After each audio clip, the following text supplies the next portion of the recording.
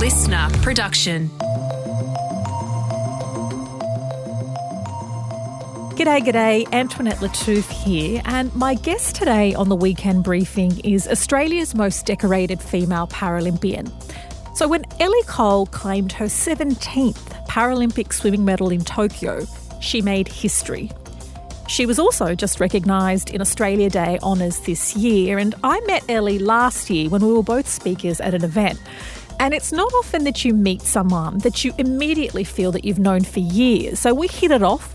Not only is she a champion, she has a wicked sense of humour, and also how true happiness is not about accolades, no matter how impressive they are, because she has many impressive accolades. We also canvass how she came to that realisation. Later in the show, it's weekend list time, where we recommend what to watch, see, do, eat, listen to, and everything in between. I'm still after a funny fiction book recommendation, so come on, briefers, get in touch with your faves. But first, here's my chat with Ellie Cole, who lost a leg to cancer as a child, and she's a legend on so many fronts.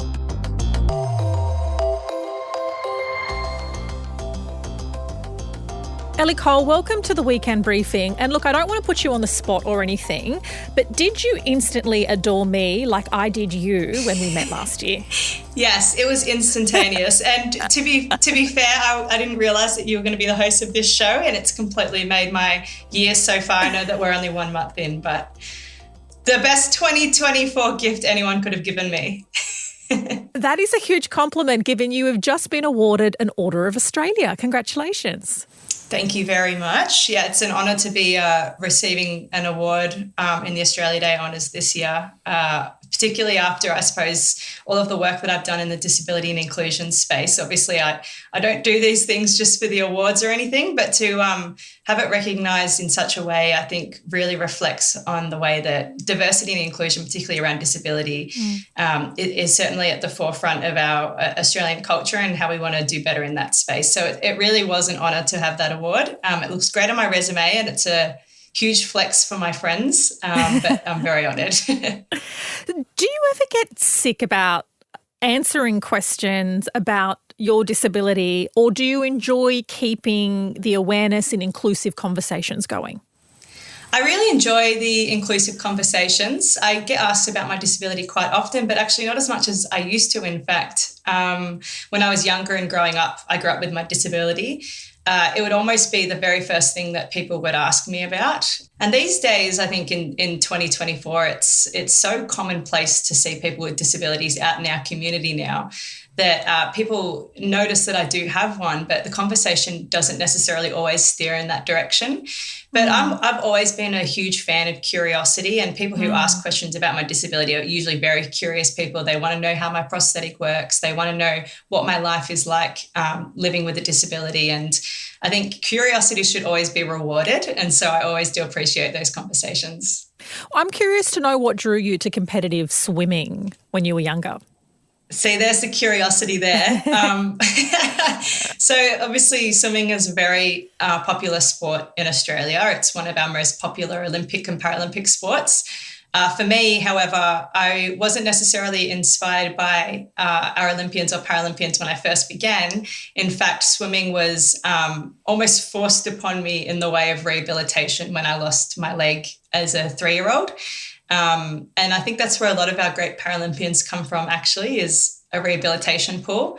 But yeah, that's kind of where I started my swimming journey, but I didn't really begin my dream of becoming an athlete until I was about 10 or 11 years old. So it's been a lifelong love of mine. I haven't really swum since I've retired, though. I've been retired for 1.5 years and I've swum twice. And that's because I've had to for an ad that I was filming. But yeah, it's just, it was nice to have the career that I did have. Why have you only swum twice? Have you had enough? You've spent way too many hours training.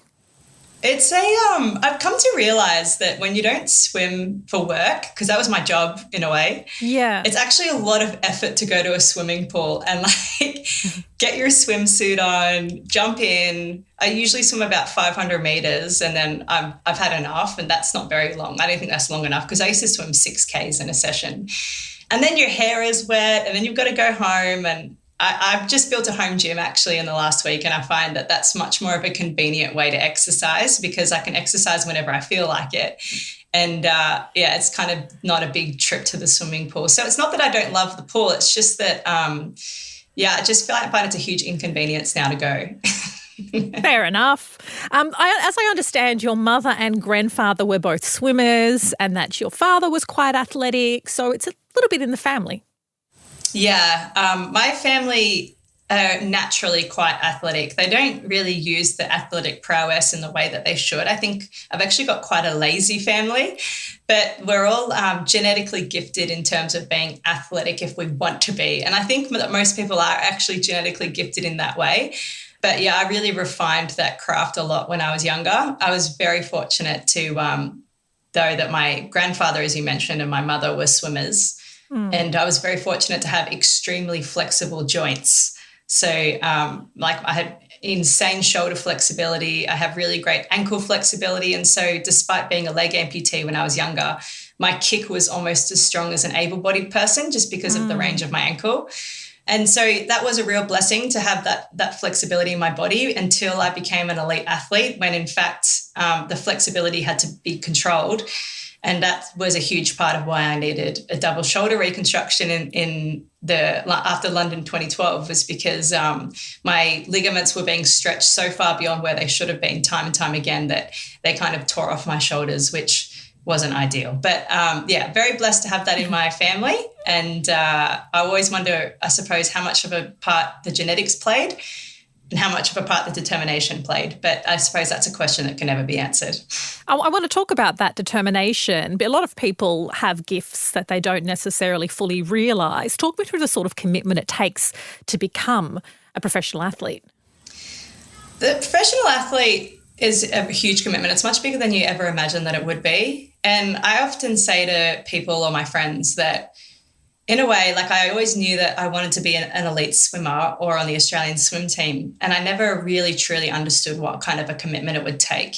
And by the time I did realise how much of a commitment these things do take, I was already elbow deep into what I was doing. And if anyone had told me at the very beginning of my journey just how much of my life I would have to commit to the sport, I'm not entirely sure if I ever would have thrown myself in as much as I did. So it is a huge commitment. We used to train like 10 times a week, about 3 hours a week, 3 hours a session. So we'd be spending about 25 to 30 hours a week in the pool and then gym on top of that, all of our physio. And then, of course, you've got to factor in nap time, which napping is very important for swimmers. But yeah, it completely consumes you. But you have to really love and be very passionate about what you do if you want to make it to the top. And I was fortunate that I absolutely loved what I was doing.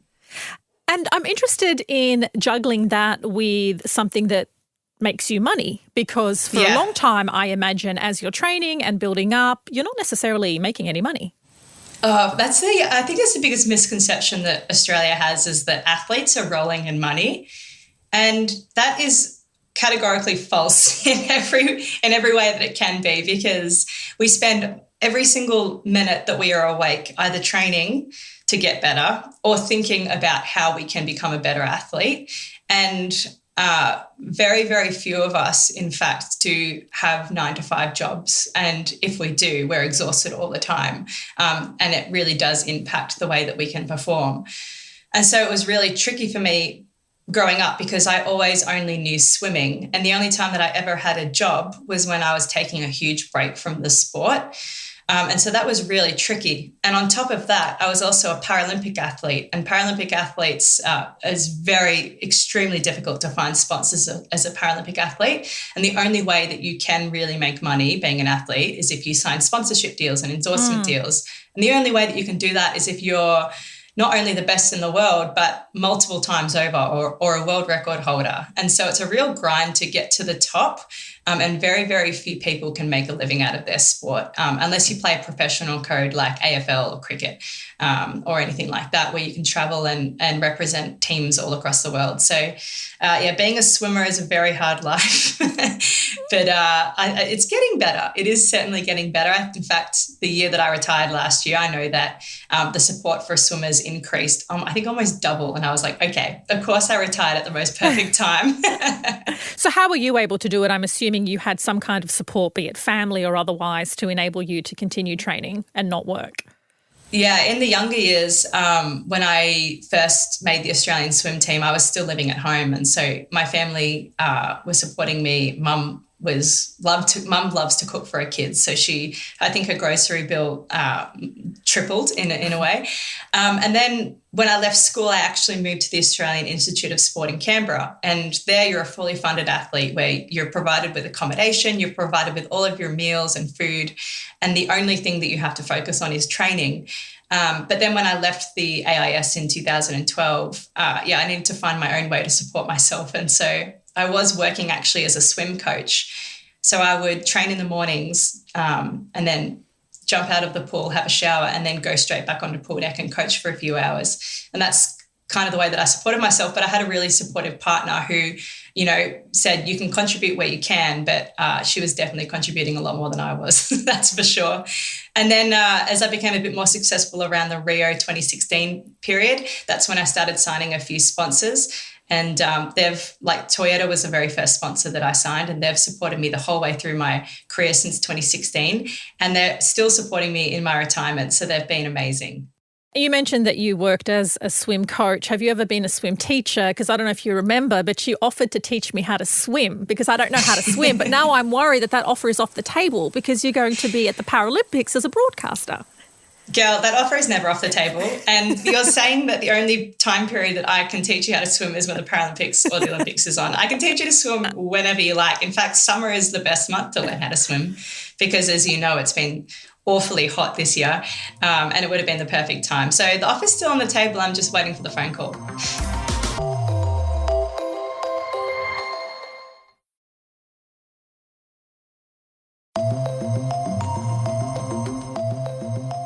I want to have a chat about resting foot face.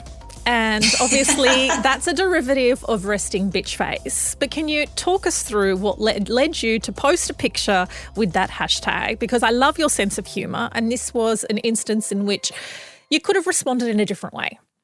That actually wasn't my sense of humour. It was a friend of mine. But I did a piece on television last year about the Paralympics because the Paralympic TikTok page, the International Paralympic Committee, their TikTok page is very tongue-in-cheek. And a lot of us Paralympic athletes obviously are very comfortable with our disabilities. We use our disabilities, in fact, on the world stage. That's why we're Paralympians. And the Paralympic TikTok page is a little bit tongue-in-cheek. And it doesn't necessarily make fun of the disability, but when funny things happen to someone with a disability, just like anyone with an able-bodied person, they tend to post about it. And people on the internet don't really know how to take, I suppose, fails when it comes to Paralympic athletes or people with disabilities. And a lot of people were jumping to the defense of these Paralympic athletes saying, you shouldn't be saying these things about people with disabilities. You should be making fun of them.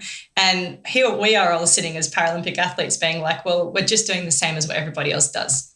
And so I made a comment about this on television, and somebody wrote a comment on the project Instagram page saying that I wasn't qualified to make a comment because my disability was, I can't remember the words that they used, but they said that in summary that I wasn't disabled enough to make a comment for the disability community.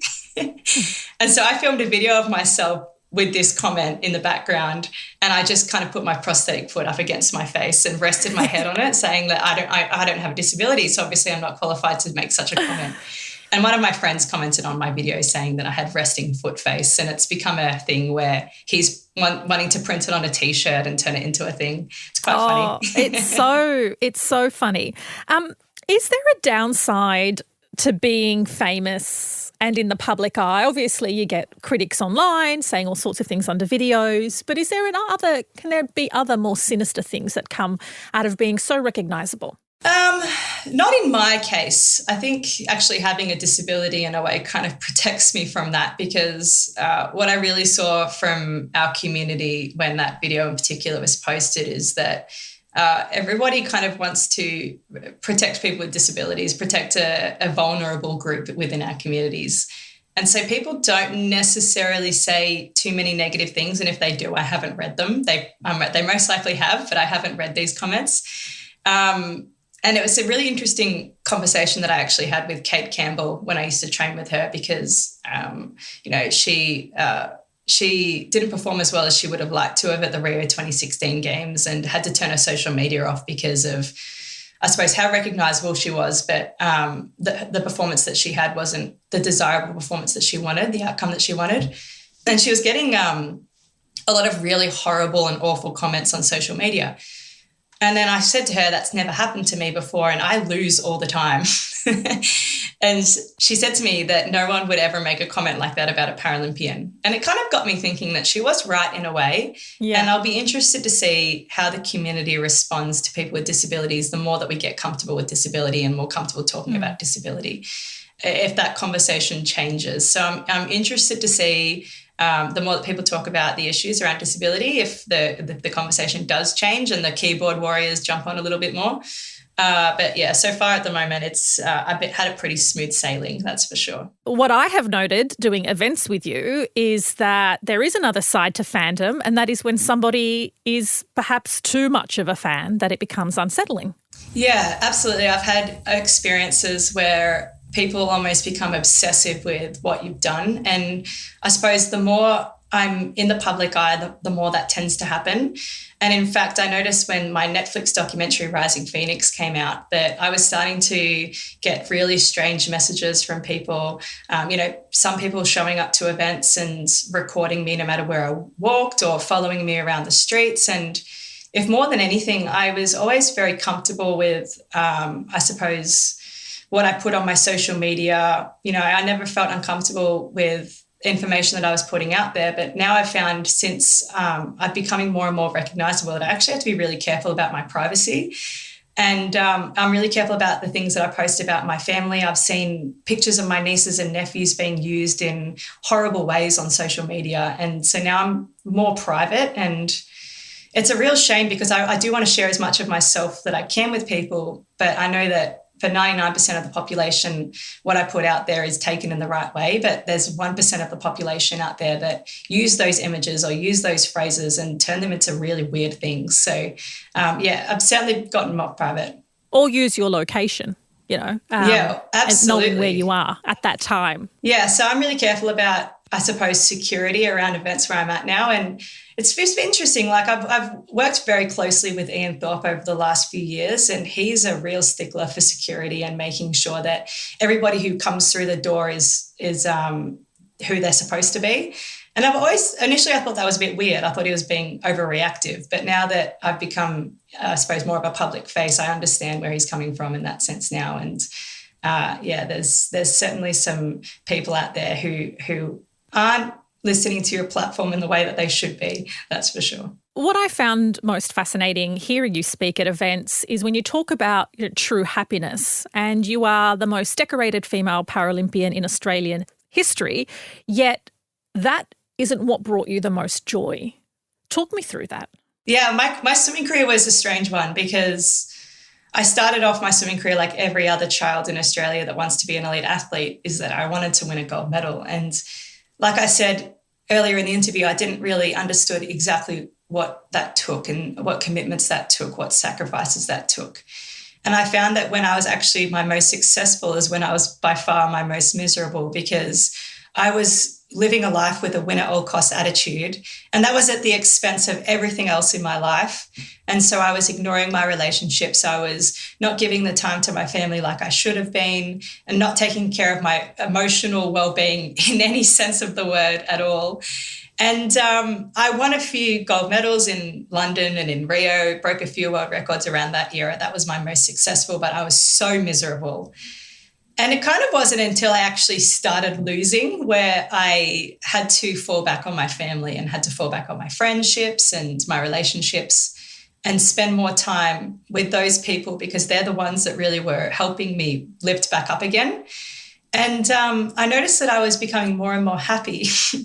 And then I joined this swimming program with Kate and Bronte Campbell, and that was by far the worst that I have performed. I think it mostly had to do with my age, which may not have been, because Emma McKeon is still performing very well and we're at the same age, but I like to use my age as an excuse, of course. But I wasn't performing as well as I used to.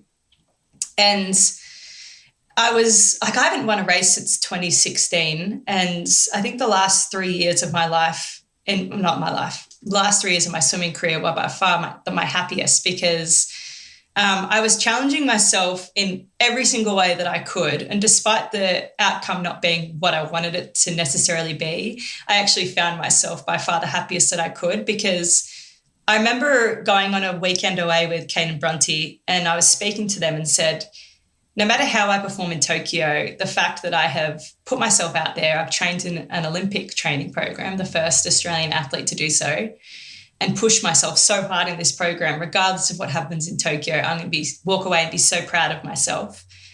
And that's kind of when I reflected on my career at the very end, when I thought about all the success I had. All of the moments that I reflect on in my career now are actually the times when I challenged myself. It wasn't necessarily when I stood on top of a podium. It was all of the times when I, felt like the world was against me, and I kind of rose up over that and challenged myself in a whole new way and learnt something about myself. They're all the things that I remember from my swimming career. And it makes me sad that the athletes, not necessarily as much anymore, but the athletes really do value themselves and whether they win or lose, because it was actually when I was winning that I was by far the most miserable. So it was an interesting turnaround on how I viewed success in the sport at the end. Speaking of challenges and getting ready for them, you've got another very exciting challenge ahead. In a few days, you're going to become a mother. Yes, I'm only a few days away from becoming a first-time mum. And it's fascinating, I suppose, in the lead up to a childbirth for the first time, because you know that your life is going to completely change. And even this morning, I was tidying up my kitchen and I just imagined this little boy running around behind me, and it just made me smile, and he's not even here yet. So I'm really looking forward to being a mum for the first time. And I know that it's going to bring, I'm having a boy, he's going to bring so much love into my family. And it was interesting. I said goodbye to my mother at Christmas this year, because I go down to Melbourne every year for Christmas. And I was standing by my car because I was about to drive home, and I live in Sydney and she lives in Melbourne. And so we don't see each other very often. And she walked up to me and she just burst into tears. Oh. And I said to her, Mom, what's wrong? What's wrong? She said, I'm really going to miss you. I know you're going to have a big year. I'm not going to see you much. And the next time I see you, you're going to be a mum. And she couldn't even get through that bit. Oh, and then it made me cry. And it was really special. So she's actually coming up. We're having a C-section, and she's coming up 2 days prior to be able to spend a bit of time with my partner and myself before our whole life's about to change, and just take in those last few moments of being mum and dad's little girl before I become a mum. So, it's very special to be able to share that, not only with my partner, but also with my whole family. It's going to be amazing to have a boy. Ellie Cole, a champion on so many fronts. Definitely look out for her, as she will be heading over to Paris in the Paralympics as a commentator. And 2024 already is such a huge year for Ellie. Baby Felix arrived early, so she's definitely got her hands full. It is now time for the weekend list with the fabulous Helen Smith. It's where we unpack what we've been watching, buying, listening to, doing, and everything in between. Helen, what are your recommendations this weekend? Okay, my first recommendation is something I didn't think I needed until something bad happened. Oh, okay. So I am recommending portable fly screens that you can put in your windows. If you live in an apartment like me and you put them up and there's no fly screen, you can get them from Bunnings, $20. These are old windows that don't have fly screens. Old windows, the old buildings, you pull up and you insert this little fly screen bit there. Okay. And it clips down, and there we go.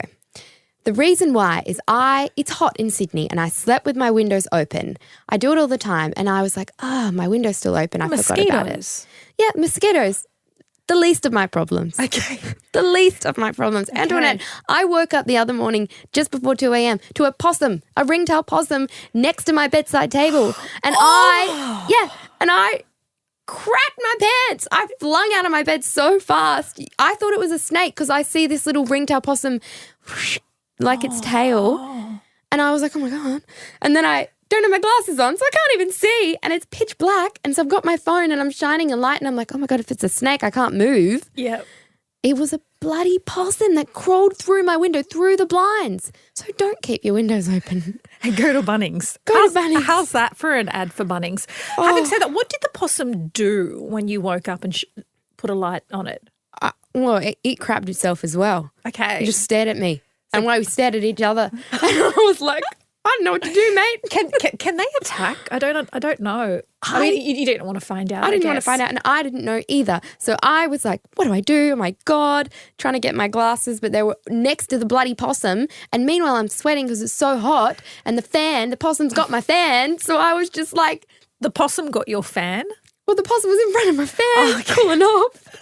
And I'm over here sweating. And anyway, long and the short, I called up people. It was going to cost $450. They couldn't come till 9 a.m. And I was like, no. Called my dad, who was on night shift. He told me, open those blinds and put a little snack for it and it will come out. And so I got a bit of banana, chopped it off, and I got the courage to put it on the windowsill so little baby possum could crawl out. And so I just went into my kitchen and slept on the kitchen floor for the rest of the night. Oh, wow. Yeah. That's quite the recommendation. Yeah. Have screens on your windows, please. Mine is a comedy on Netflix. Yeah. So it's very, very different to yours.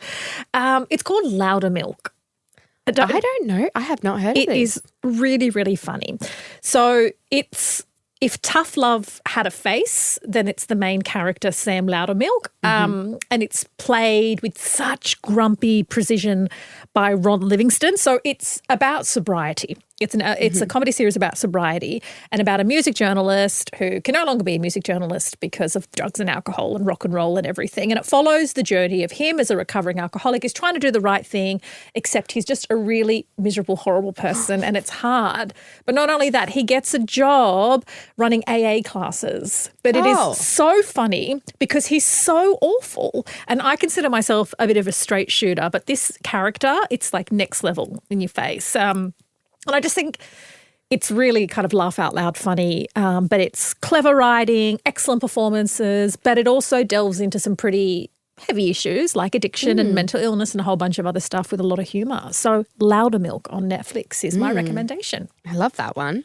My second recommendation is actually from listener. It's called Secrets We Keep Season 2, Nested Traitors. And I sit across from the team who made this. So I was kind of like, oh yeah, Nested Traitors, whatever. And it's really good. So it is about... Hold a second.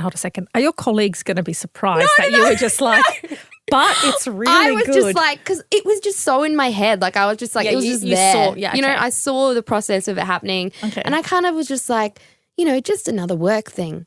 No. This is actually like, I am hooked. It is about... ASIO, so the Australian Security Intelligence Organisation, and it's about how it was infiltrated by a Soviet mole. Right. But yeah, it's really great. It's made by a bunch of amazing journalists and producers from the team, and it's hosted by Joey Watson, who's obsessed. He's been working on this story for 3 years. Is this his story or he's just unraveling it? He's done all the legwork. He's found all of these people who were part of ASIO. He's found all of these informants, I guess, and he's gone to Woomera where there's bases and all these. Oh wow! It's full on investigative journalism, but true crime / real crime, doco. Yeah, amazing. That is my recommendation. Didn't think I'd be into spies, but I am now.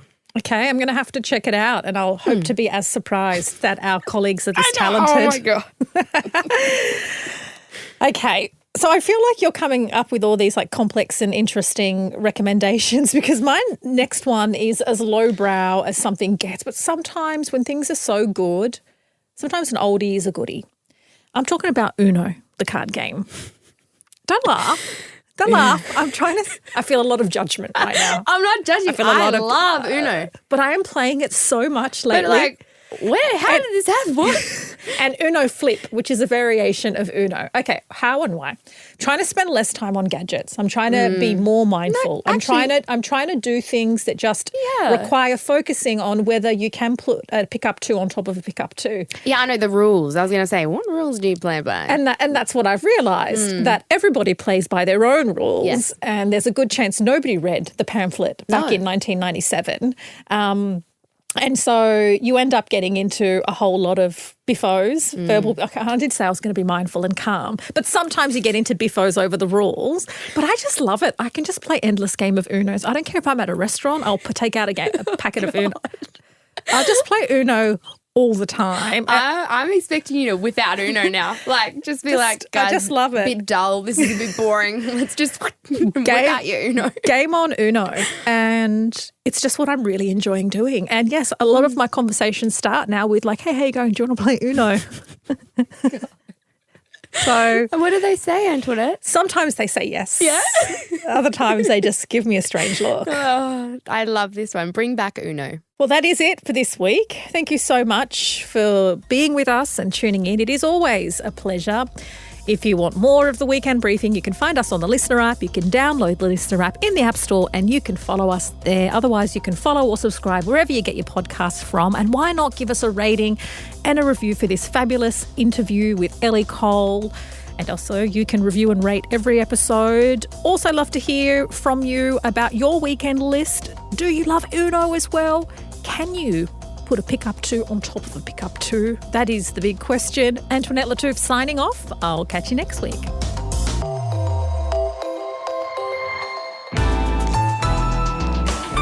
Listener.